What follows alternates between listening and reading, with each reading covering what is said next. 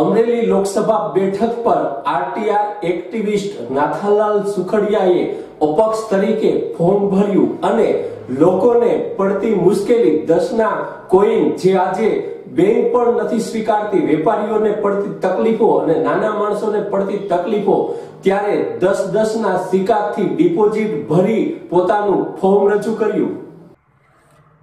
Amreli આરટીઆર activist Nathalal Sukhadia જેઓ દિગ્ગજ નેતાઓને ખુલ્લા પાડવાના પ્રયત્નો કરી રહ્યા છે, તે એક આરટીઆઈના માધ્યમથી આ જિલ્લામાં જે કૌભાંડો ચાલી રહ્યા છે તેને બહાર લાવી રહ્યા હોય, ત્યારે તેઓએ જનહિતમાંથી ને સમાજ સેવા માટે થઈને પોતે પક્ષ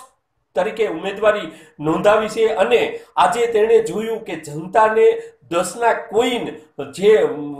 અર્થતંત્રમાં ચાલતું નાણું છે, છતાં આજે વેપારીઓ લેતા ન હોય અને બેંકોમાં પણ જમા કરાવવા મુશ્કેલી પડતી હોય, ત્યારે તેમણે 10ના કોઈનથી 25,000ની ડિપોઝિટ ભરીને આજે એને એક મેસેજ આપ્યો છે કે 10ના કોઈન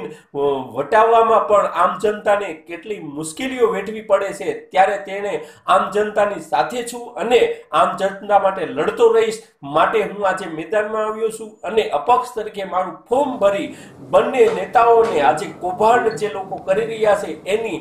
સત્ય હકીકત હું જનતા સુધી પહોંચાડી અને એક લડત આપવા માટે થઈને મેદાનમાં આવ્યો છું।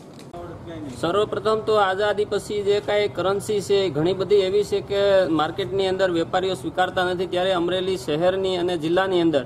10ના સિક્કા વેપારીઓ અમુક લેતા નથી, એને કારણે પબ્લિકને આડમારી છે। તો આ સિક્કાઓ મેં માર્કેટની અંદરથી લોકો પાસેથી એકઠા 4-5 દિવસથી કરી અને આ 25,000 રૂપિયા 2500 10-10ના સિક્કા આપી અને ડિપોઝિટ કરાવ્યા છે।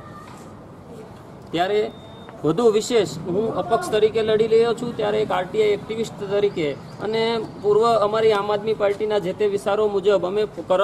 કરપ્શન આગળ લડતા આવ્યા છીએ। ત્યારે આજના સમયમાં માત્ર ને માત્ર નેતાઓ વિકાસની વાતો કરે છે, પણ વાસ્તવિક રૂપે જોઈએ તો ખેડૂતથી માંડીને મજૂર વર્ગ કે શહેરીજનો એટલા બધા દુઃખી છે કે આ લોકો કશું કરતા નથી, માત્ર ને માત્ર પોતાની ખુરશી હાટું વિચારો ભૂલીને ગમે તેવા લોકોની કબાડી ભેગી કરીને રાજ શાસન ચલાવી રહ્યા છે। ત્યારે આ લોકોને જનતાના દરબારની અંદર ખુલ્લા પાડવા, કારણ કે આ જિલ્લાની અંદર જે નેતાઓ છે, કોઈ ગૌચરમાં દબાણ છે, કોઈ સરકારી કૌભાંડો કરેલા છે, કોઈ બાકડા કૌભાંડ કર્યું, કોઈ તલાવડી કૌભાંડ કર્યું, કોઈ દલિત વિસ્તારના નામે સોલાર કૌભાંડ કર્યું, કોઈ ગૌચરની જમીનોમાંથી પોતાના ફાર્મ હાઉસ માટે રસ્તા લઈ ગયા, એ બધું જનતાના દરબારમાં ખુલ્લું પાડવા માટે એક આરટીઆઈ એક્ટિવિસ્ટ તરીકે અને એક જનતાના અવાજ તરીકે અત્યારે ચૂંટણી લડી રહ્યો છે। ત્યારે અપેક્ષા રાખું મીડિયા પાસે કે ચાસી હકીકત બાબત પ્રજા સુધી પહોંચાડે।